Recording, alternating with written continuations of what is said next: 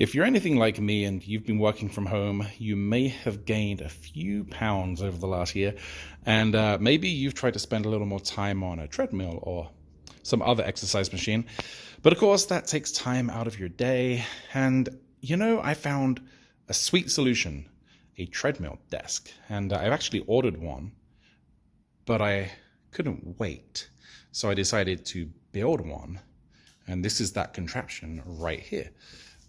There's the treadmill underneath. There's my 2x4s sticking out. This is in the garage. And this is a dock for my work laptop, but I can also dock my Surface Pro 7 here as well.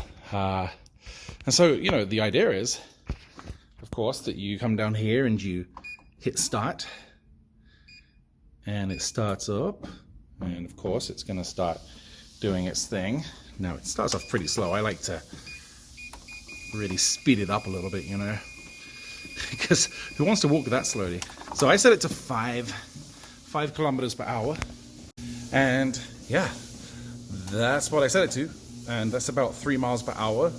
So it seems good enough for me. I can maintain this walking speed while I'm working. I can use the mouse and the keyboard pretty well. I have a fan to the side of me that helps keep me cool, and today I was working and I was walking at the same time, and 10-15 minutes into it, I honestly forget that I'm even walking.